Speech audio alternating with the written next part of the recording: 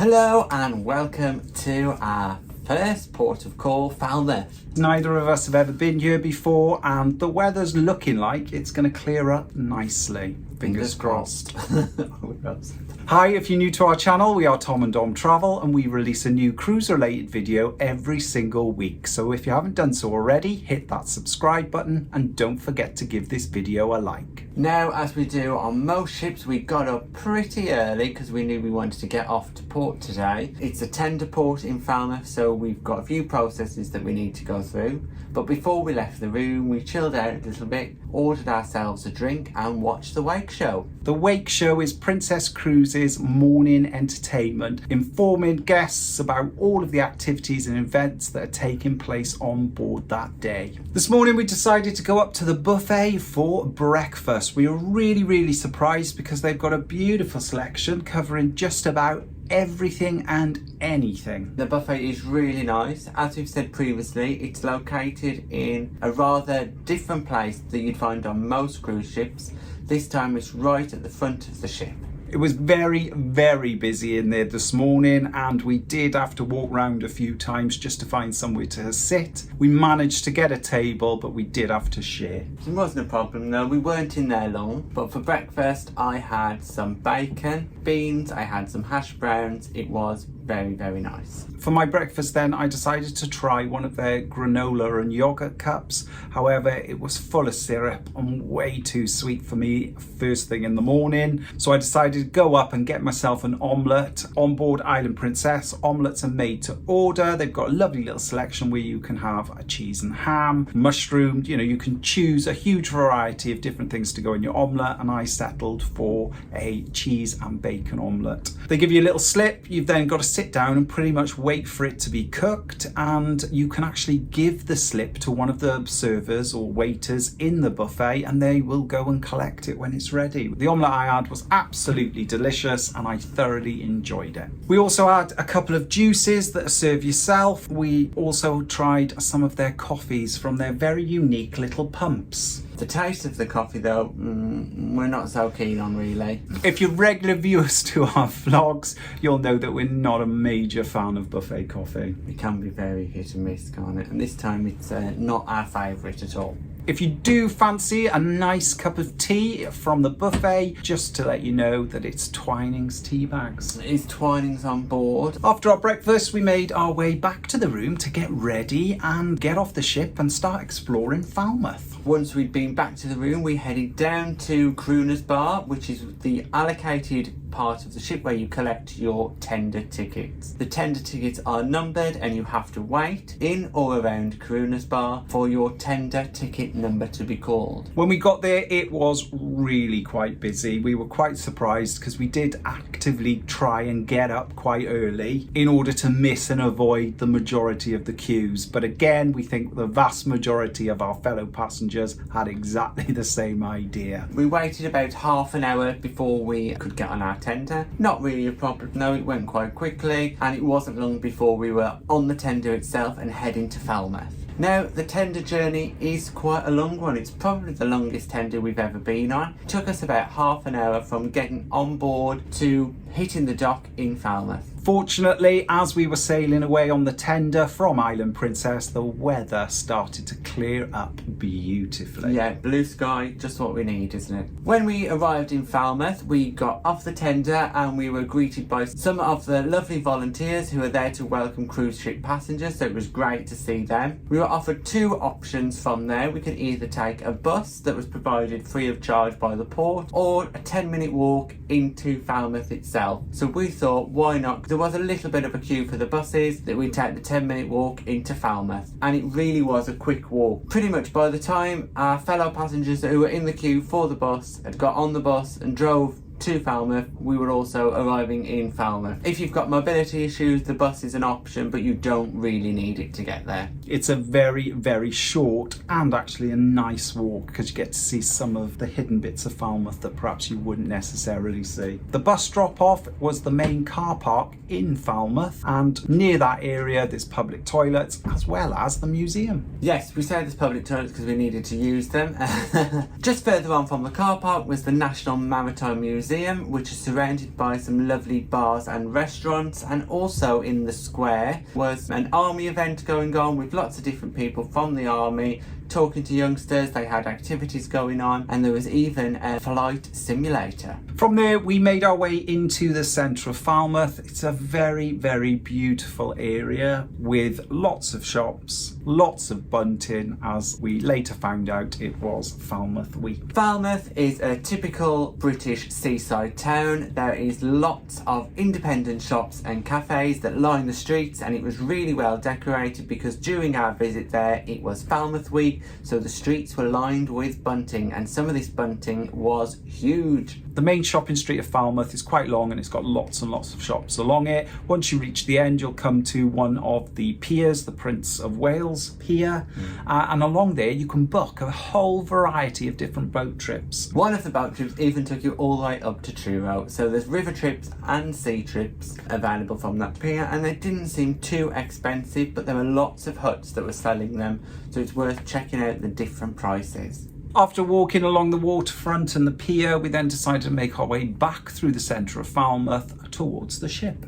Instead of walking back to the ship, we decided to hop on the shuttle bus, and as soon as we got to the bus stop, a bus arrived, we got on it, and then within a couple of minutes we were right back to the port getting ready to board the tender. We were greeted though with quite a big queue. We were in the queue for roughly about 20 minutes, but the queue was always moving, and before we knew it we were on the tender. As we said earlier, the weather was great, but as soon as we got on that tender, the mist came in off the sea, and it really did turn quite murky. In fact, by the time we got halfway to the ship, we could not see the ship at all. So it really was quite an interesting ride, wasn't it? Because we weren't sure when we were approaching the ship until we were very, very close. Overall, we were only in Falmouth for around about 2.5 hours. It's a beautiful location, and you can pretty much get all the way around the main town in about 2 hours. We made it back on the ship in time to grab ourselves some lunch, so we headed up to the Horizon Court buffet, where we had quite a varied selection. On port days, the main restaurants are not open for lunch, so your only option is the poolside grill room service or the Horizon buffet. For lunch then, I had a very random selection of tandoori chicken, onion barges, and a bit of garlic bread. Yeah, the buffet selection for lunch was so vast that it was quite difficult because we just wanted a little piece of everything to try. I know, this is the problem with buffets, isn't it? You end up with such random meals because you want to try everything. I also had a random mixture of things. I had a bit of vegetable lasagna, which was absolutely delicious. I had some onion barges. Again, they were absolutely fab. I had a slice of garlic bread. It was a little bit dry, but still quite tasty. I also had one of their salami sandwiches, and it was absolutely delicious. I thoroughly enjoyed it. You really enjoyed that sandwich. As the vast majority of passengers were still out and about exploring Falmouth and the rest of Cornwall, the buffet was really quiet, so it was very easy to get a lovely little table by the window. After we'd finished in the buffet, we chose not to have any dessert because we headed out to the indoor pool area to give one of the premium desserts a try. So we only ordered one, well, Dom ordered one, and we both gave it a little taste. If you're on the Princess Plus package, you get 2 premium desserts per day. If you're on the Premier package, you get unlimited premium desserts. You can pick up your premium dessert from Swirls, and pretty much they cost $12 if you don't have a package, and as Tom said, they are absolutely massive. I ordered the Michelangelo, and it had pieces of cake in it, it had lollies, it was extraordinary. We tried the dessert and it is very nice, however we do not know how anyone could eat unlimited desserts. One was probably enough between us both for the day. 2 per day each is quite a lot, and unlimited would just be ridiculous, I think. So in summary, they are very nice, but I don't think we'll be having them often, but they are great as a treat. But one is more than enough for 2 people, and could I eat 2 of them on my own per day? No chance. Absolutely not, no. And I think if you did, you'd be coming off this ship. Rolling. Well, you'd be rolling off this ship. The calories, I dread to think what the calories are like. Well, after eating that premium dessert, we felt like we needed to work off some of those calories, so we thought we'd do a little bit of exploring. We heard that there's some hidden areas of the ship that do not show up on the deck plans. Island Princess had a refit a number of years ago where they added additional cabins and pretty much changed the layout of some areas of the ship. We heard that to the aft of deck 8 was one of these secret areas, so off we went to have a look. After you walk past all the cabins, there's a door that's not really well signed. Nope. As you walk out, you get a lovely view of the aft. So it's not a big area, there's no seating there, it's just a place where you can stand and relax and then just enjoy the aft views, because it's the only place on the ship that you can get aft views without paying extra to get into the sanctuary. So that is a big shame really, because we absolutely love aft views on a ship. From there we headed to the complete opposite end of the ship, right to the front, up to deck 10, where we found ourselves another hidden viewing area. So both deck 10 and 11 have hidden viewing areas right at the front of the ship. They look right across the bow of the ship, and once again, spectacular views. However, please be aware that because it's at the front of the ship, you do get the wind and the weather. If it's not great, will hit you, but if you've got a nice day, this is a spectacular place to stand. There is no seating, you can only stand there. Access to the secret area on deck 10 and 11 at the front of the ship is also weather dependent, so if it's bad weather, those doors will be locked. Yeah, once again, don't be scared because there is no signage to say what they are. Here's a tip: if it says crew only on a door, don't try it. If there's no sign, try it.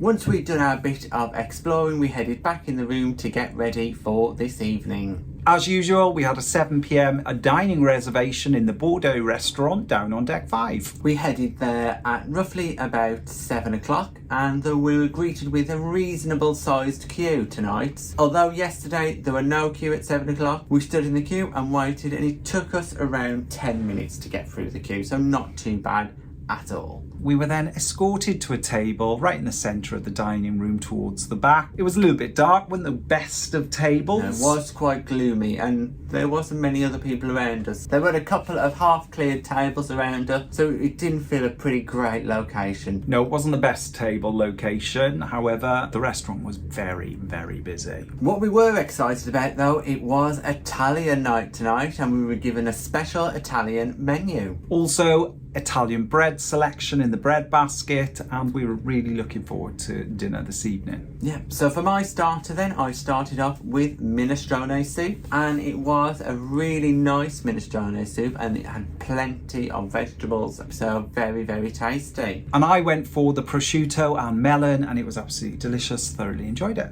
On to mine, I chose the chicken parmesan, and it was beautiful, so tasty. The chicken was very succulent, the pasta was beautiful, it just worked really, really well together. One of the better dishes, I think. I was very envious. I went for the beef strip loin. It came with some Spanish beans, which were actually really, really tasty. The steak and the mushrooms were okay. It wasn't the best steak I have ever eaten. And then for dessert, now we asked our waiter what were the desserts that are included in the plus package. Not only can you have the listed desserts that are on the menu, you can also ask for a premium dessert. Now these are not listed on the menu, and you do have to ask for them. It was Black Forest cake today, so I ordered a piece of this Black Forest cake, and oh my god, was it massive. It was the biggest slice of cake I think I've ever had, but oh, it was so tasty. You tried some of it and you absolutely loved it. It was really moist, really rich. The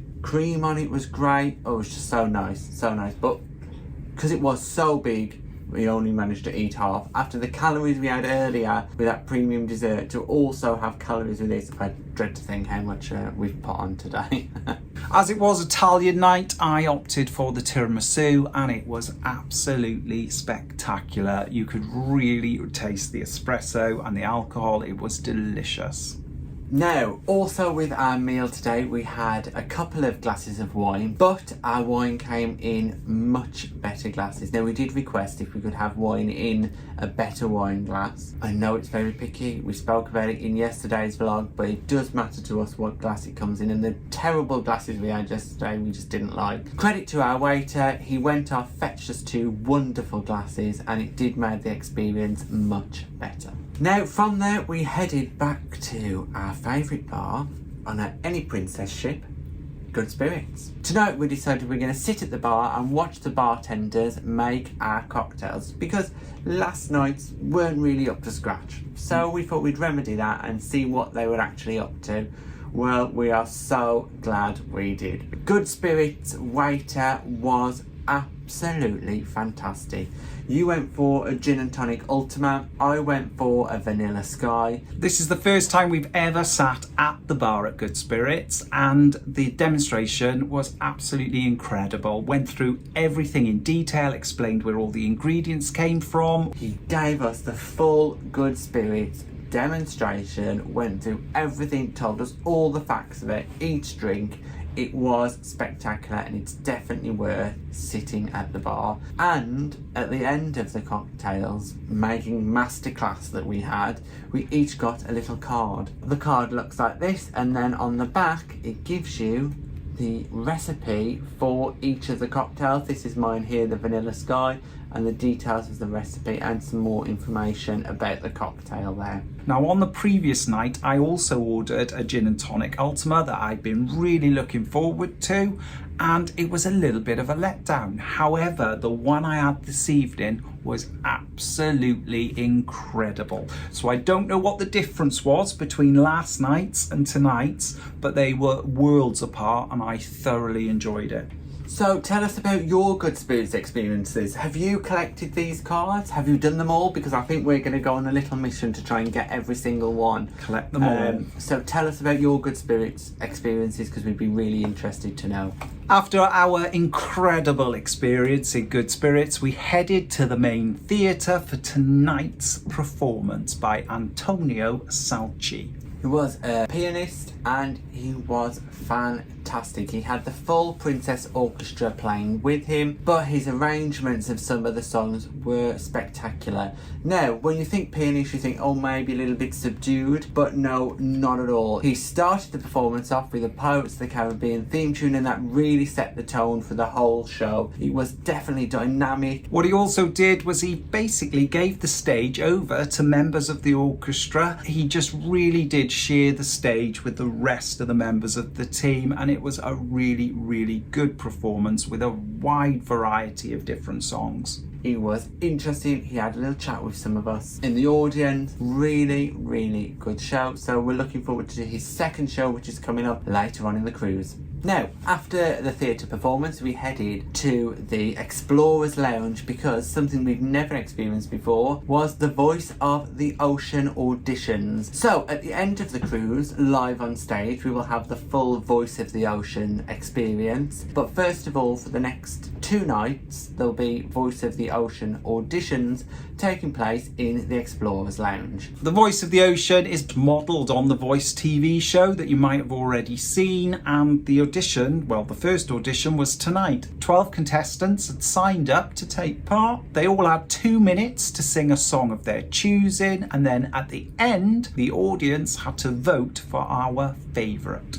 Now, we don't find out tonight. We'll have to wait till tomorrow when all the votes for both auditions are collated. We've got to give credit to those that got up and actually sang their little hearts out. It was an incredible experience, and well done to every single one of them. So fingers crossed for you all. Yeah, because it must be a nerve-wracking experience, and well, neither of us would do because we can't sing. So, but it was really interesting to watch. So we're looking forward to the full experience towards the end of the cruise. After the voice auditions had finished, it was then time for requests and late night disco in the Explorers Lounge. It was pretty busy in there, much busier than last night, because obviously last night was embarkation. Tonight was a little bit busier, but as soon as the Voice of the Ocean had finished, most people did make their way to bed. Yeah, we haven't had much of a disco session yet. And bearing in mind, this is at 11:15. While we were in the Explorer Lounge, as we like to do, we like to work our way through the cocktail menu. And this evening I went for a mango margarita. Now this is the first time I've had one of these, and it was absolutely delicious. Thoroughly enjoyed it. And I went for a Paradise Punch. It was green, so it wasn't quite what I was expecting, but it was quite tasty. Really enjoyed it. Then we ordered another drink. Now, we don't know what this drink is called because it's not on the menu. Our waiter came up to us and said, "I'll make you a special drink. Do you like something sweet or spicy?" And we said, "Oh, we'll go for sweet." And then this lovely raspberry Cherry brandy, raspberry vodka, and berry liqueur. It was creamy, which we weren't expecting at all, but it was really, really tasty. We can't give you the name of it because we don't know what it was, but look out for the waiter in Explorers Lounge because he does offer these unique cocktails. After a few drinks in the Explorers Lounge, we then decided to call it a night and head back to our cabin. Yeah, we did also order some room service. Here's a little tip for you. If you are ordering room service, it can take about 20 to 30 minutes to arrive. So order your room service before you leave the bar, and then it should be with you by the time you get to your room. Just make sure that when you are ordering and you're not in your stateroom, that you do select that it be delivered to your stateroom. Yeah. So we had a little bit of room service delivered. I had a lovely little chicken burger, some princess cheesy chips, and we also tried some chicken fingers from the children's menu. And it was thoroughly delicious, just what you needed after trying all of those exotic cocktails. And that was it. That's our day today, spent in Falmouth, and our lovely evening on board the ship. Tomorrow we are in the Port of Cove. Now we have visited once before, and we are really looking forward to getting off and exploring those places that we didn't get a chance to first time round. So make sure you join us for that. Thanks for watching our day in Falmouth on Island Princess. If you've got any questions, just pop them in the box below and we'll get back to you. And please don't forget to like and subscribe and hit that bell notification to never miss a video from us. Thanks for watching. Bye.